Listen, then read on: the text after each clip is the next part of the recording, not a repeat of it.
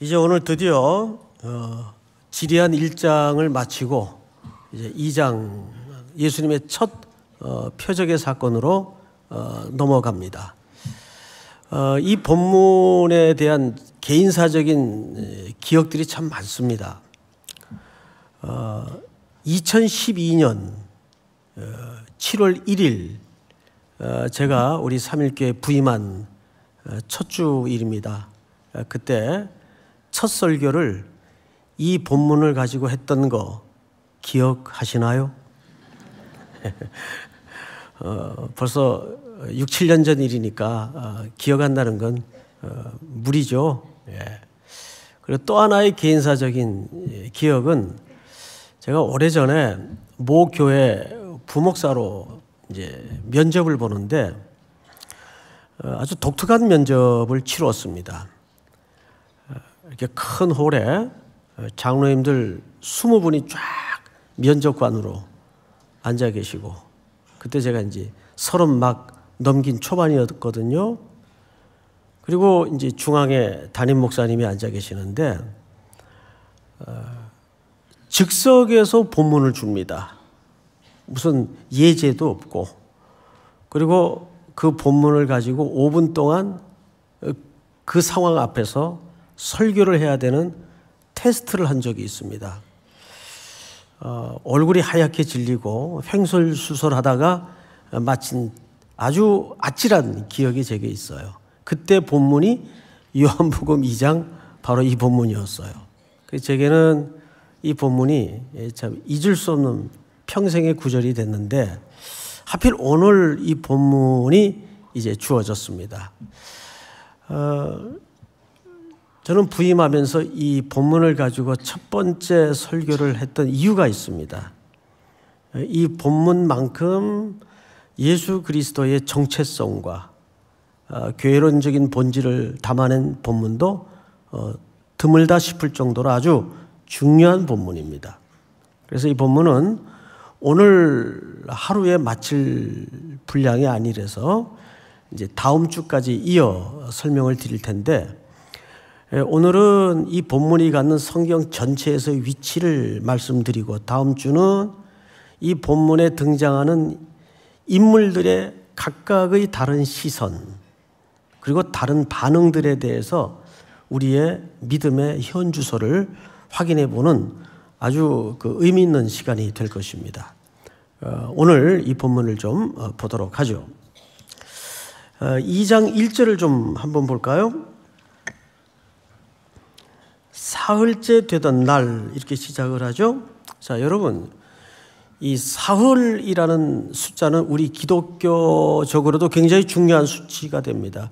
예수님이 며칠 만에 부활하셨죠? 사흘 만에 부활하셨습니다. 그래서 이 사흘째 되던 날은 예수 그리스도의 부활, 구원을 실질적으로 완성하는 상징적인 기념일로서의 수치가 되기도 합니다. 그런데 1장에서부터 쭉 이어져 오는 일관된 패턴이 하나 있었어요. 이튿날, 이튿날, 이튿날. 그런데 오늘은 몇째 날로 표시가 되어 있죠? 사흘째 되던 날. 그러면 종합 6일째입니다. 오늘이 6일째예요. 이 본문상 기준으로 볼 때. 그 6이라는 숫자는 사실 무슨 모티브인가 하면 창조의 모티브입니다. 하나님께서 창세기 1장에 2장에 걸쳐 세상을 만드시는데 며칠 동안 창조하셨습니까? 6일 동안 창조하셨어요. 그리고 7일째는 그 창조의 완성으로서의 안식을 하십니다. 자, 6일은 그래서 성경 전체에서도 창조의 모티브입니다. 그러면 왜 6일째 되던 날 이 첫 표적을 행하셨을까? 여기에는 앞에 창조는 어떤 창조죠? 병들고 죄가 들어오고 무너진 창조입니다. 인간의 타락으로 앞서의 창조는 다 망가져 버렸어요. 그래서 인생 속에 불행이 들어오고 행복이 깨집니다. 그런데 오늘 6일째 예수님이 가나에 도착하셔서 이 첫 표적을 행하시는 것은 사실상 무슨 선언인가 하면 새로운 창조, 첫 번째 창조를 다시 만드는 새 창조의 역사를 여기서 설명하고 싶은 거예요. 자, 그런데 오늘 본문을 좀 더 보십시다. 사흘째 되던 날 갈릴리 어디라 그랬어요? 가나. 이 아프리카 가나가 아니에요. 오래전에 올림픽 할 때 개막식이었어요. 우리나라의 모 방송국의 아나운서가 큰 실수를 했습니다. 가나 국가의 이제 국기가 입장을 하고 거기 선수들이 입장을 할 때 그만 그 가나를 성경의 가나로 혼란을 일으킨 거예요. 그분이 아마 어설픈 기독교인이 아니었겠는가.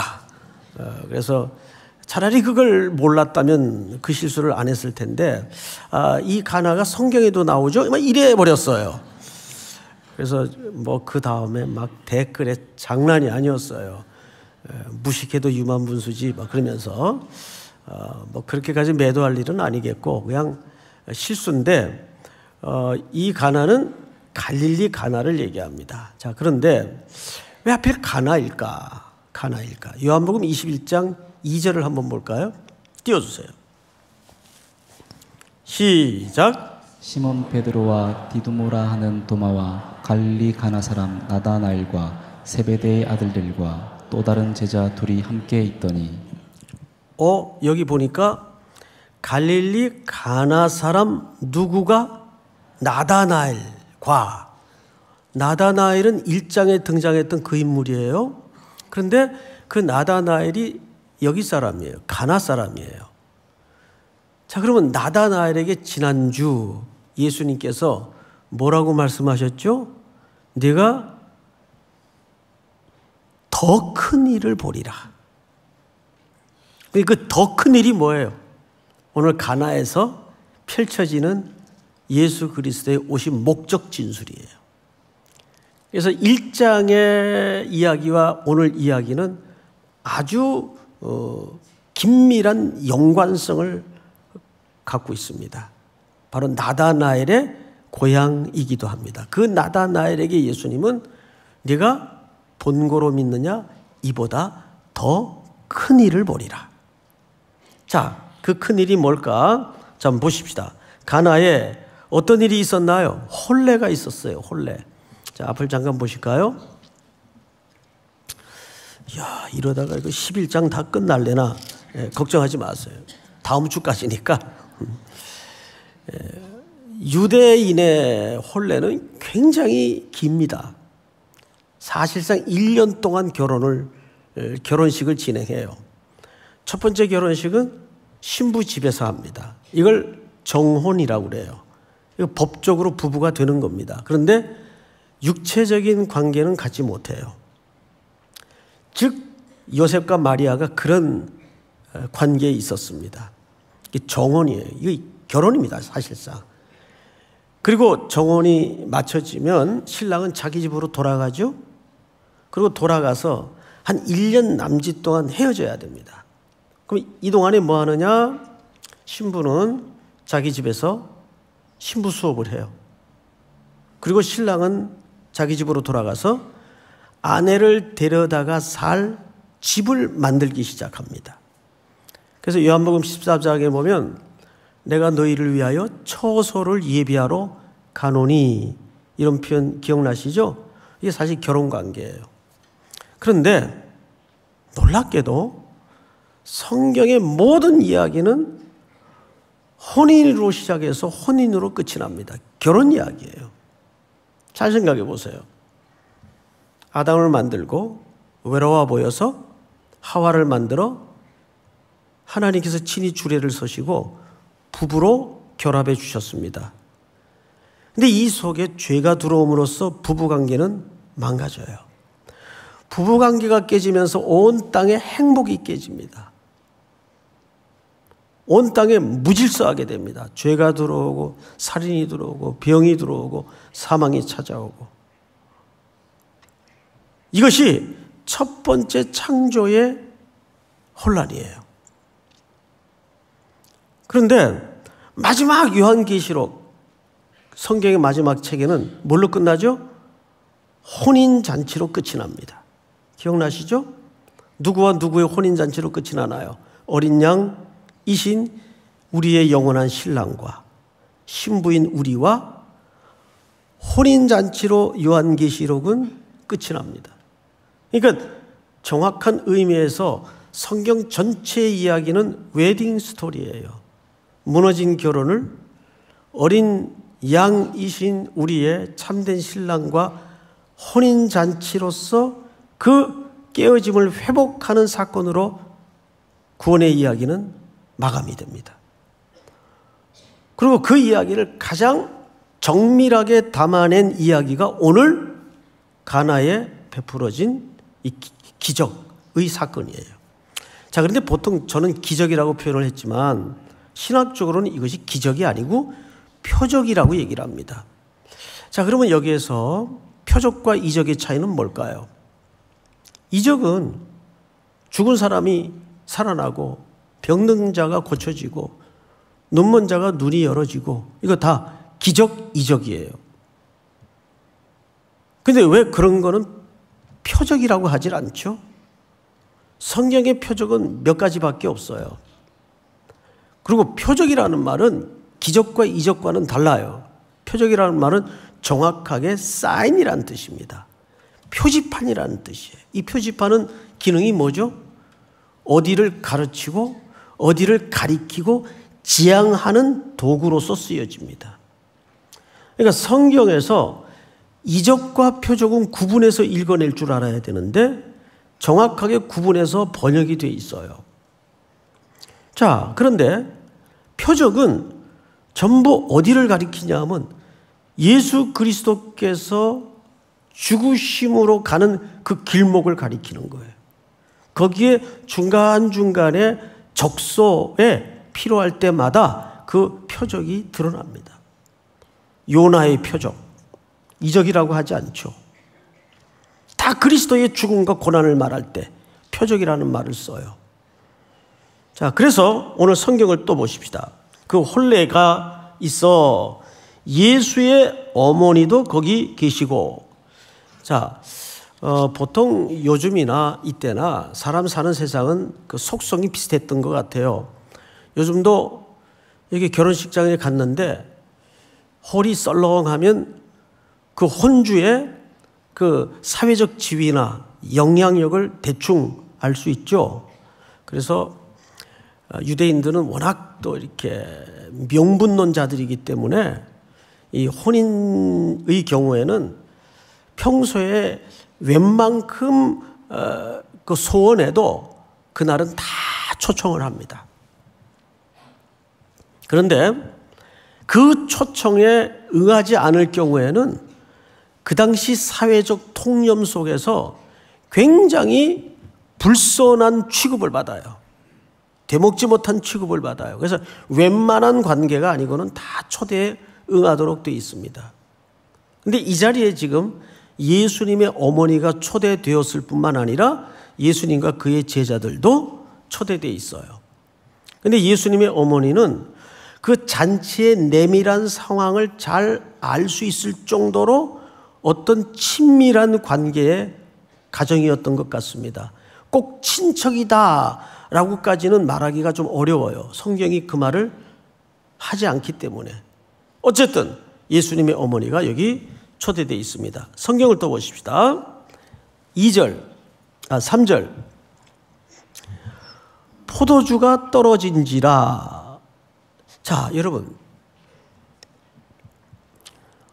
유대인들에게 이 포도주는 두 가지 상징이 있습니다. 금할 때와 또 이것이 절실하게 필요할 때, 그 중에서도 절실하게 필요할 때가 혼인잔치 자리에 포도주입니다. 이 포도주가 얼마나 중요하냐면 이런 우스갯말이 있어요. 신랑은 빠지는 한이 있더라도 포도주가 빠져서는 안 된다. 그 말이 무슨 얘기냐 하면 포도주는 혼인잔치를 가장 압축적으로 설명하는 기쁨의 상징이기 때문입니다. 그래서 포도주는 기쁨의 상징이에요. 회복의 상징이에요.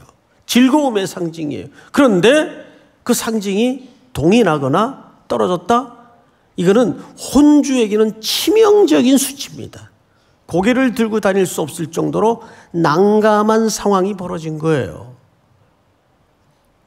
포도주가 떨어졌어요. 마치 무엇과 같죠?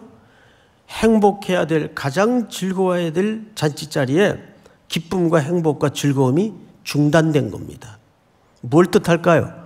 우리네 인생을 그대로 설명합니다. 지금 우리가 맞닥뜨린 삶의 현황은 포도주가 떨어진 형국과 똑같아요. 돈을 벌어도 행복하지 않고 세상의 모든 걸 누려도 마음에 공허가 가득하고, 그러니까 포도주 떨어진 인생. 그러니까 이 땅의 모든 인생들은 무엇이 참된 행복을 내게 가져다 줄까? 여기에 몰두하여 헤매이고 다닙니다. 포도주가 떨어진지라. 이 말을 그냥 무심히 넘겨서는 안 됩니다. 내 인생에 정말 나는 포도주가 떨어진 인생이 아닌가. 오늘 가서 한잔 해야 되겠다.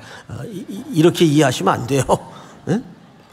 포도주가 떨어진 자리에 상징적으로 그렇다 그 말이에요. 자, 그런데 여기 중요한 것은 이제 드디어 갈등이 시작이 됩니다.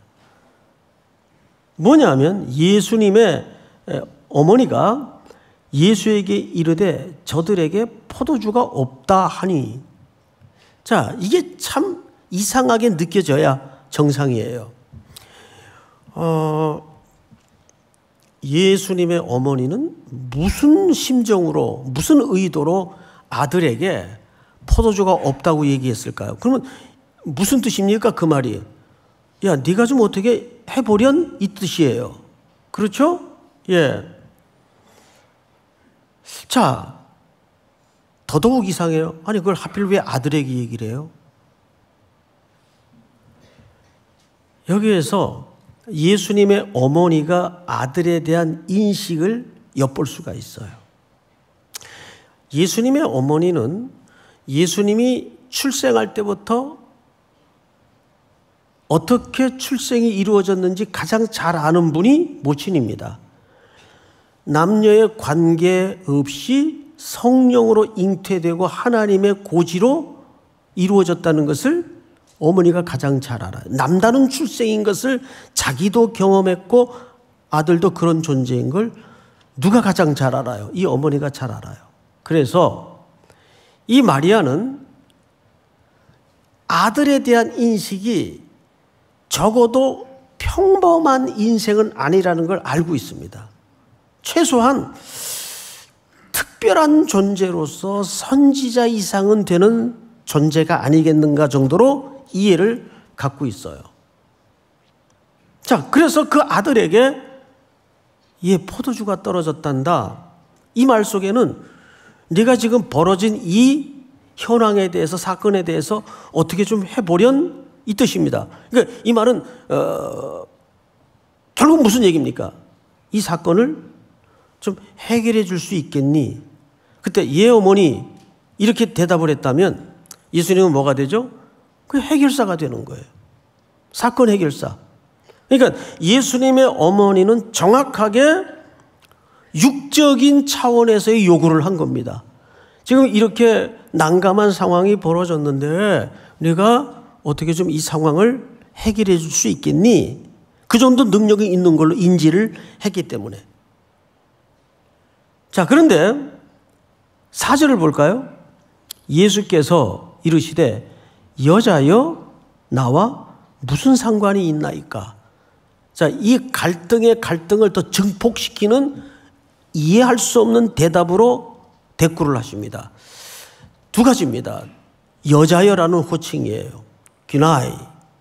근데 이 호칭은 뭐 우리 한국인들의 정서 개념으로 뭐 싸가지 없는 그런 호칭이나 발언이 아니고 굉장히 품격 있는 호칭입니다. 이 호칭을 또 어디서 한번 쓰시죠? 십자가에 달리셔서 요한에게 어머니를 부탁할 때 이 호칭을 다시 쓰십니다. 귀나이. 이 말은 그렇게 버릇없는 호칭은 아니에요. 그러면 아니 하필 뜬금없이 갑자기 불편한 부탁을 하니까 좀 화가 나서 그랬나? 그건 아닐 텐데 귀나이, 여자여 라는 말은 이제 드디어 예수님은 자기 자신을 그리스도로서 공개적으로 정체성을 드러내는 선언입니다. 그러니까 굉장히 오피셜한 표현이에요. 이제 드디어 육적인 어머님과는 이제 분리를 시작하는 표현으로 이해를 가져야 됩니다. 즉, 이 말 속에는 더 큰 암시가 있어요. 나와 무슨 상관이 있나이까? 라는 말입니다. 이 말은 하겠다는 얘기입니까? 못하겠다는 얘기입니까? 안 하겠다는 얘기예요. 못하는 게 아니라 안 하겠다는 얘기예요. 뭐에 대해서?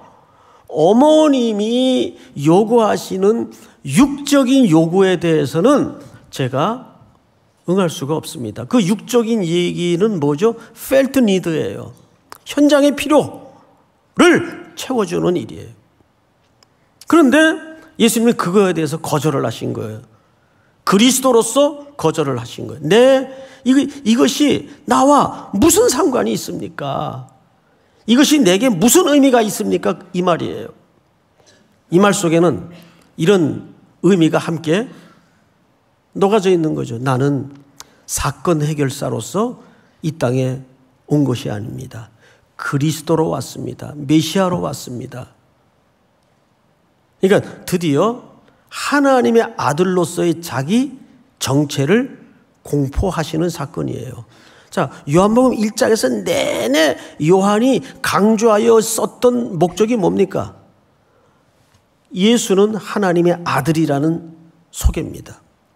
그 사실을 오늘 2장에서 이 혼인잔치에서 드러내시는 거예요. 그러니까 나는 이 땅에 빵을 해결해 주는 해결사로서 온 게 아닙니다. 그 뜻입니다. 그런데 우리 기독교가 얼마나 예수를 모든 문제의 해결사로서만 이해를 갖고 있습니까? 예수님이 정말 이 땅에 오신 그 본질적인 문제에 그리스도를 그런 시각으로 얼마나 인지를 하고 있습니까? 그러자 이런 말을 이어하십니다. 무슨 상관이 있나이까? 내 때가 아직 이르지 아니하였나이다. 자, 이 말이 또한 오늘 이 전체를 설명하는 매우 중요한 중심 구절이 됩니다. 여기 때라는 말을 썼어요. 내 때. 그냥 때가 아니고 내 때. 예수님의 때. 이 때라는 말이 요한복음에서만 정확하게 7번 등장을 합니다. 7번 쓰여질 때 비로소 이 때는 완성이 돼요. 그럼 이 때는 뭘까? 일관된 공통적인 흐름을 하나 갖는데 전부 그리스도의 고난, 그리스도의 죽음, 그리스도의 십자가의 사건을 지향할 때 이 때라는 말이 모두 7차례에 걸쳐 소개가 돼요. 그러니까 예수님은 여기서 지금 뭘 천명한 거죠? 여자여. 드디어 자기를 메시아로 공개적으로 공포하면서 이 일이 나와 무슨 상관이 있나이까? 즉, 이 말 속에는 나는 이 땅의 인생들의 그런 피상적인 떡이나 빵의 문제나 어떤 문제 해결사로 내가 온 것이 아닙니다. 그보다 더 본질적이고 중요한 어떤 문제를 위해서 제가 왔습니다. 내 때가 이르지 아니하였나이다. 즉 자기는 죽으러 왔다 그 말이에요.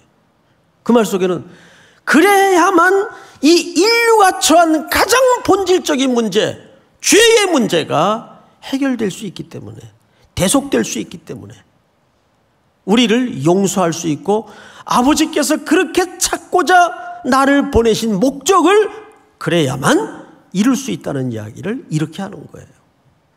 성경을 볼까요? 5절, 6절을 우리 한번 전체가 같이 읽겠습니다. 시작.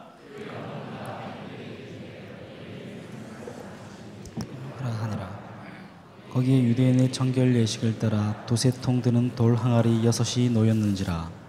자, 5절에서 거의 꾸지람 비슷한, 질책 비슷한 아들의 이야기를 듣고도 예수의 어머니 마리아는 이렇게 얘기를 합니다. 그의 어머니가 하인들에게 이르되 너희에게 무슨 말씀을 하시든지 그대로 하라. 자, 이 대목은 따로 다루기에는 오늘 그냥 이렇게 겹쳐서 다루기에는 너무 중요한 대목이기 때문에 다음 주 더 상세히 다룰 텐데, 다음 주는 이 연회장에 등장한 인물들의 각기의 시각과 다른 반응들이 오늘 우리들의 믿음에 어떤 메시지를 던지는가를 중심으로 이 문제를 다뤄갈 때 5절은 상세히 다루도록 하겠습니다. 6절을 보세요. 6절 제가 좀 읽겠습니다. 거기에 유대인의 정결 예식을 따라 두세 통 드는 돌 항아리 6이 놓였는지라. 자, 여기 질문 하나 할게요. 지금 이 돌 항아리에는 물이 있어요, 없어요? 슈슈슈 그러지 마시고 정확하게. 물이 있어요, 없어요? 다시, 물이 있어요, 없어요? 없어요. 뭘로 알 수 있죠? 7절에서 채우라 그러잖아요. 그럼 그 물 다 누가 썼어요? 지금 연회장에 손님들이 다 썼죠. 출입하면서. 자, 여기 이 돌 항아리에 담아진 물은 구약의 실질적인 율법을 아우르며 상징합니다. 그래서 그들은 우리 마가복음 7장을 한번 띄워주실까요? 7장. 바리새인들과 또 서기관 중 몇이 예루살렘에서 와서 예수께 모여 들었다가 시작. 그의 제자 중 몇 사람이 부정한 손 곧 씻지 아니한 손으로 떡 먹는 것을 보았더라. 바리새인들과 모든 유대인들은 장로들의 전통을 지켜 손을 잘 씻지 않고서는 음식을 먹지 아니하며, 또 시장에서 돌아와서도 물을 뿌리지 않고서는 먹지 아니하며 그 외에도 여러 가지를 지켜 오는 것이 있으니 잔과 주발과 녹그릇을 씻었음이로라. 이에 바리새인들과 서기관들이 예수께 묻되 어찌 당신의 제자들은 장로들의 전통을 준행하지 아니하고 부정한 손으로 떡을 먹나이까? 이르시되 이사야가 너희 외식하는 자에 대하여 잘 예언하였도다. 기록하였으되 이 백성이 입술로는 나를 공경하되 마음은 내게서 멀도다. 예, 7절 같이 읽습니다. 사람의 계명으로 교훈을 삼아 가르치니 나를 헛되이 경배하는도다 하였느니라. 자, 여러분, 바로 이 문 입구에 두는 돌 항아리의 물은 구약의 정결 의식을 상징하는 겁니다. 그러니까 이들은 그 율법의 명령을 따라 물로 손발을 정결하게 씻거나 뿌림으로써 죄가 씻어진다는 형식적인 이해를 갖고 있었어요. 지금 초대된 손님들은 당연히 들어오면서 그 예식을 다 한 사람들이에요. 그러면 이게 무슨 뜻일까요? 그걸로는 온전한 용서와 구원이 이루어질 수 없다는 겁니다. 그것이 율법이라면, 그래서 그 율법을 완성하러 오신 분이 누구예요? 예수 그리스도예요. 그래서 그 물로 포도주를 만드는 거예요. 그러니까 물 있어야 포도주가 됩니까? 창조주 예수님이 물 없어도 포도주 만들 수 있어요, 없어요? 있죠. 근데 왜 하필 그 유대인들의 율법에 기초한 정결 예식으로 쓰는 물로 포도주를 만들까요? 예수님은 율법을 폐하러 오신 분이 아니고 뭐 하러 오셨어요? 완성하러 오셨어요. 그러니까 그 외적인 씻음으로 죄가 해결되고 용서되는 것이 아니라는 것을 이렇게 천명하고 선포하고 싶었던 거죠. 자, 그런데 6절을 다시 보세요. 예수께서 그들에게 이르시되 항아리에 물을 채우라 하신즉 아기까지 채우니 8절 다 같이 시작.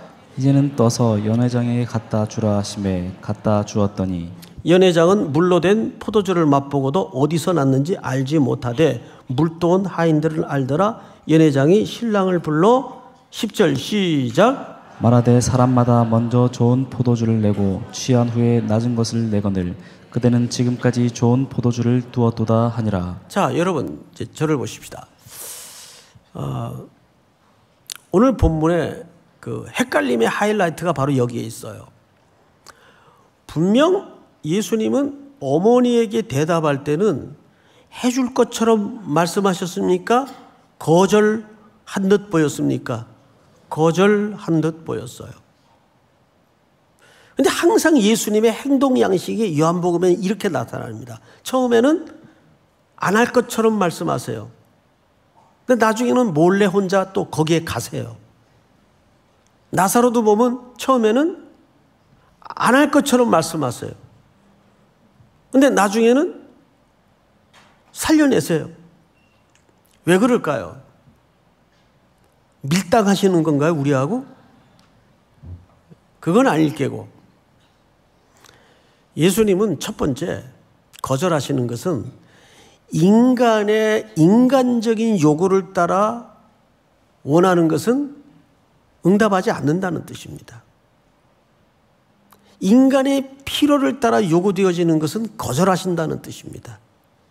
그리고 그 필요를 통해서 예수님은 진정한 필요를 오히려 드러내시죠. 거기에 메시지가 있는 거예요. 과연 왜 포도주를 만드셨을까? 여기에는 요한복음 6장을 좀 볼 필요가 있는데 띄워주세요. 요한복음 6장. 내 아버지의 뜻은 아들을 보고 믿는 자마다 영생을 얻는 이것이니 마지막 날에 내가 이를 다시 살리리라 하시니라. 자, 건너뛰어서 53절 시작. 예수께서 이르시되 내가 진실로 진실로 너희에게 이르노니 인자의 살을 먹지 아니하고 인자의 피를 마시지 아니하면 너희 속에 생명이 없느니라. 자, 여기 보시면 인자의 피를 마시지 아니하면 너희 속에 뭐가 없느니라? 생명이 없느니라. 이 피는 장차 뭘로 의식이 바뀌죠? 성찬식의 포도주로. 누가 그 성찬식을 제정하십니까? 예수께서 친히 제정하십니다. 성찬식은 사람이 만든 제도가 아니고 예수님이 친히 만드신 제도예요. 그래서 그 성찬식 때 우리 성도들이 상징적이긴 하나 나누는 포도주는 무슨 기념입니까? 예수 그리스도께서 나를 위하여 피 흘려 죽으신 것을 기념하는 사건이에요. 믿습니까? 그러니까 예수님이 다시 포도주를 만든 것은 무슨 뜻입니까? 나는 문제 해결사로서 온 것이 아니라 예수님의 어머니는 문제 해결을 원했기 때문에 나는 죽기 위해서 왔다는 것을 재천명하는 사건이에요. 그래서 내 때가 이르지 않았다는 말은 이제 그 길을 걷기 위해서 나는 십자가를 향하여 걸어갈 것이다. 이것이 바로 교회가 걸어가야 될 길이고 오늘 우리 속에 던져지는 중요한 메시지는 우리는 이 땅의 것들이 만족되어지고 해결되어지고 채워져야 참된 행복과 만족이 올 거라고 생각을 합니다. 아닙니다. 예수로만 채워지는 인생일 때 나머지 것들은 다 부수적인 것들이 되고 맙니다. 예수가 우리 속에 본질적인 충만으로 들어와야 돼요. 믿습니까? 오늘 요한복음 2장의 이 혼인잔치에 일어난 기적은 결핍에 빠진 인생들에게 찾아오셔서 포도주를 만드심으로써 예수님의 죽음과 대속의 십자가 사건만이 우리를 온전케 하신다는 중요한 메시지를 오늘 현대적 의미로 던지고 있는 거죠. 아무리 세상이 달라지고 바뀌어도 예수 만나지 못하면 헛것입니다. 오늘 이 예수를 또 한 주간도 동행하여 살아내는 우리 모든 3일의 성도들이 될 수 있기를 주님의 이름으로 축복합니다. 일어나십시다. 마음이 상한 자를 고치시는 주님,